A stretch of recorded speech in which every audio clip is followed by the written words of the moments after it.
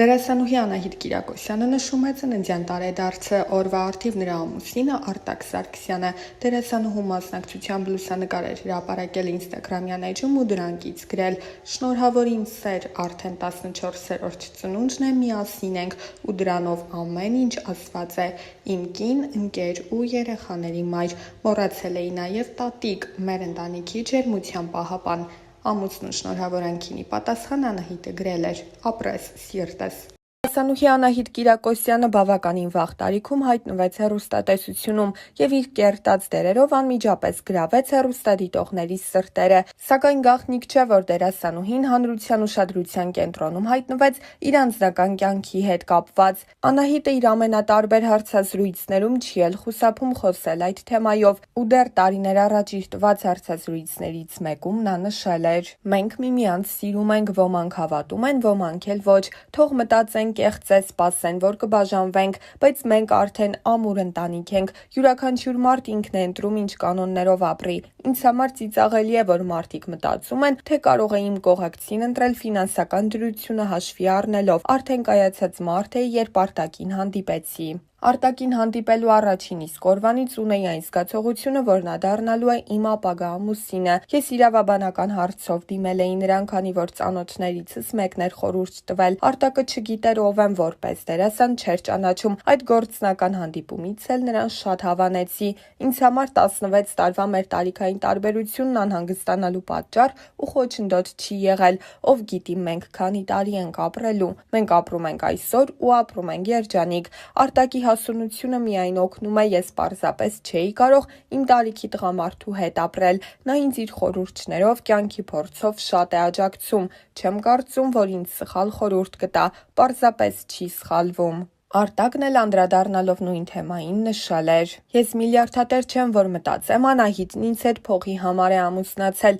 եթե նա շահով առաջնորդվեր ավելի հարուստ մարդու հետ կյանքը կկապեր։ Չունեմ այն կարծրատիպը, թե բեմի մարդիկ այնքան էլ բարոյական չեն, մարդս մարդ լինի, մասնագիտությունը կապ չունի։ Կարծում եմ անցել են այդպես մտածելու ժամանակները։ Ծխելը միակ բանն էր, որ կհիասթափեցներ ինձ, որովհետև ես էլ չեմ ծխում։ Հայրս ծխելու պատճառով է մահացել, ոչ միայն աղջիկների, այլև տղաների ծխելուն եմ դեմ, մեր տանը մոխրաման չկա։ Ոչ միայն դեմ չեմ, այլև դրական եմ վերաբերվում, երբ կինն աշխատում է։ Խոսքը ոչ թե գումարի, այլ հոգեկան բավարարվածության մասին է։ Մանավանդ կրթություն ստանալուց հետո տնային տնտեսուհի կարգավիճակում լինելն անհասկանալի է։ Բացի երեխաներին խնամելուց ինչով պետք է զբաղվի։ Սերիալ նայի, որտեղ ամուսինը դավաճանում է կնոջը, հետո էլ կասկածի իր ամուսնուն և նրա նյարդերն ուտի։ Ընդ որում սա բերում է դեգրադացիայի։ Երբ պետք է ամուսնանային, Անահիտը պատրաստ էր իր մասնագիտությունը մի կողմ դնել, բայց նրան ասացի՝ դու կնմանվես ծաղկի, որին հողից կտրել բերել եմ տուն ու ծաղկամանի մեջ դրել,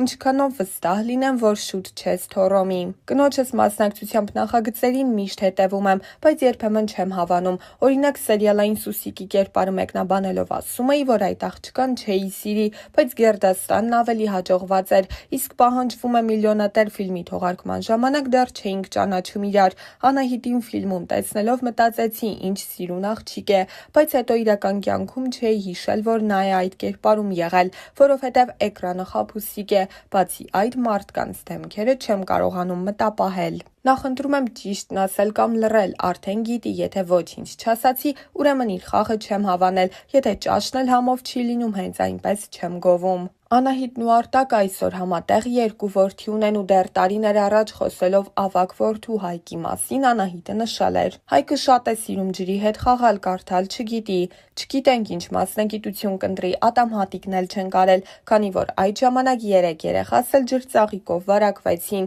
Օրվա ընթացքում բոլորս էլ հասցնում ենք Հայկին խնամել։ Ամուսինս ինձ շատ է օգնում, այն պապաների շարքին չի դասվում, որ երեխային սիրի ու հեռուստացույց նայի, անգամ քնեցնում է։ Միայն կերակրելու հարցն է ինձ վրա, եթե իհարկե Արտակը խնձոր կամ գաղտնի կերպով խորոված չի տալիս։ Դեռ նոր էր մեր տղան ծնվել, լուրջ նայեց ու ասաց՝ բալես հերիք է կաթ խմես, արի գնանք խորոված ուտելու։ Մեր մեծ աղջիկը Լաուրիկս գիտի քնելու ժամը, եթե ժամը 9-ին օրորի, իր գրկում քնում է, իսկ փոքր աղջիկս Աննա Սայքի հետ խաղում է ու զբաղեցնում։ Մի խոսքով մեզ անելու բան չի մնում։ Ճիշտ է, ես չեմ լույս աշխարհ բերել աղջիկներից, բայց 3 երեխայիս միջև ընդհանրապես տարբերություն չեմ դնում։ Ընտանիքում որքան շատ երեխաներ լինեն, այնքան բարություն կտիրի։ Ուզում ենք, որ մեր ընտանիքում 5 երեխա մեծանա։ Հիմա երկուսս էլ ունենք, մեր աշխատանքն ու հետաքրքրությունները Արտակն իրավաբան է, աշխատում է որպես բարձրաստիճան պաշտոնատար անձանց էթիկայի հանձնաժողովի անդամ, իսկ աշխատանքից հետո պարզապես վայելում ենք միմյանց ներկայությունը։ Միակ դեպքը, երբ Արտակն այնքան էլ չէր ուզում, որ նկարահանվեմ, նախորդ ամանորին էր, իսկ պատճառը շատ պարզ էր։ Հայկի լույս աշխարհ գալուց դեռ 5 օր էր անցել եւ ես պետք է Շանթի ամանորյա ծրագիրը վարեի։ Այդ դեպքում էլ հասկացա, որ չէի կարող ձախողել ուղիղ եթերը։ Արտակը շատ անկեղծ մարդ է, եթե իմ կերպարները կամ հաղորդումները չի հավանում, անտեղի երբևէ չի գովաբանում։ Վերջերս Անահիտը կրկին մասնակցել էր հարցազրույցի, որի ընթացքում անձնականի մասին նոր բացահայտումներ էր արել։ Հայրս ինձ իմանալով գիտեր, որ իմ ընտրությունը սովորականի նման չի լինելու։ Ես մեկ անգամ գնացի Վարդերով տուն ու ասացի, որ իմ կյանքում մարդ է հայտնվել։ Հայրս ասաց անվասայլակին նստած տղա է, ընտրությունդ թե ինչպիսին։ Ասացի ոչ, ուղղակի 16 տարի մեծ է եւ 2 դուստր ունի։ Ես ի սկզբանե Արտակին ասել եմ, որ չես կարող երեխային որևէ բան պարտադրել։ Օրինակ ասել բարև բալիկ ջան, այսուհետ ես քո պապայի հետ եմ լինելու, կամ այսուհետ ես փորձելու եմ քո մաման լինել, քանի որ երեխաներն այն ազնիվ էակներն են,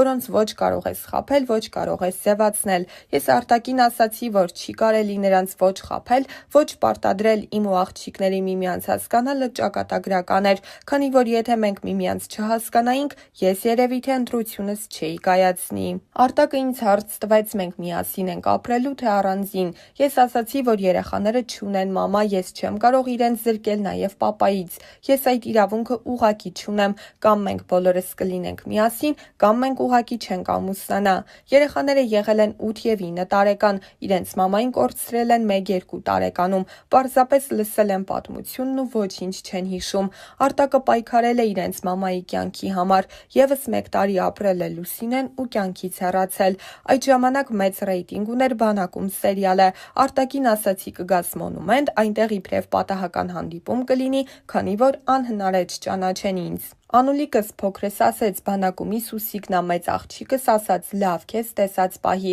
Արտակը երեխաներին ասաց, որ ինձ ճանաչում է ու եթե կուզեն միասին կքայլենք։ Երեխաները ցանկացան 2 ժամ միասին անցկացնելուց հետո փոքր աղջիկս ինձ ասաց, գիտես չէ, մենք մամա չունենք։ Ես շատ ազդվեցի, քանի որ իրենք ինձ հարազատ ընդունելով անկեղծացան։ Մեծ աղջիկս ասաց, սա մեր վերջին հանդիպումը չի լինի, եւ իրենք ձեռնարկեցին մեր հաջորդ հանդիպումը, որ Արտակին իմ մոտ գովազդեն։ Արտակը ուտելիք էր պատրաստել շատ կծու։ Մեծ աղջիկս ուտում էր ու ասում, ինչ համով ես պատրաստել, պապ, ուզում էին ինձ գովազդել։ Ինձ կանչեցին սենյակ, մեկը մի ձեռքս բռնեց, մեկը մյուս, ասացին մեր մաման կլինես, պատմել էր դերասանուհին չթաքցնելով հուզմունքը։ Շատերն են ինձ գրում, հարցնում, դե լավ, ինչ մամա, բայց ես ուզում եմ անպայման նշել, որ դա բացառապես եղել է աղջիկների կողմից եւ աղջիկների ցանկությամբ։ Մեր հարսանիքի օրը վազելով եկան ու ասացին, կարող ենք արդեն քեզ մամա ասել, ասացի իհարկե։ Մեկ անգամ ես ու Արտակը վիճել էինք ու կարգին վիճել էինք այն կերպ, որ ես ասացի երևի սա վերջն է։ Մեծ աղջիկս Լաուրիկը ասաց կռվել եք, եթե բաժանվեք մամա ես քո հետ եմ գալու։ Այդ պահին մոռացա ինչի համար ենք կռվել, այդ դրվագն արդեն բոլոր հարցերին տալիս է պատասխան։ Մենք այնքան բաներ ենք ապրել միասին, այնքան իրավիճակներ, իրենք իմն են, ես իրենցը, իրենք իմ աղջիկներն են։ Մի անգամ ավագ դստերս ծննդյան օրվանից առաջ հարցրի, թե ինչ է ուզում նվեր, ասաց մամայի նկարը տեսել եմ, բայց ինչ որ շարժման մեջ չեմ տեսել, կուզեի տեսնել։ Ամբողջ բարեկամության մեջ ման եկա ու գտա մի հատված, որտեղ Լուսինեն պարում է ծննդյան օրով այդ անակնկալը մատուցեցի դստերս։ Մենք մի ժամ լուր գրկել էինք իրար, այնքան խառը զգացողություն է, համ ինչ որ մեկի տեղն ես գրավել, համ չես գրավել։ Անահիտը ծնունդով Վանաձորից է, դերասանուհին 8-րդ դասարանում սովորելիս է եղել, երբ ընտանիքը որոշում է կայացրել Երևան տեղափոխվելու։ Պատճառը դերասանուհու քույրերի մայրաքաղաքի ուսումն էր, ինչպես ինքն է նշում, դժվար էր 2 ընտանիք պահելը։ Անահիտը այդ օրերը հիշելիս նշել էր, որ չափազանց դժվար է եղել այդ տեղափոխությունը իր համար։ Նա ասել էր, որ բարդություններ է ունեցել, անընդհատ դասընկերներին համոզելու, որ Վանաձորը թվով 3-րդ քաղաքն է, որ Երևանից դուրս այլ աշխարհներ էլ կան։ Անահիտն ասել էր, որ բախվել է բարբառային խնդրին։ Նրան մոտեցել են դասարանի տղաներն ու առաջարկել ընկերություն անել։ Դերասանուհին նրանց բոլորին դրական պատասխան է տվել, չիմանալով, որ նրանք պարզապես աղջիկ տղա ընկերության մասին չեն խոսում։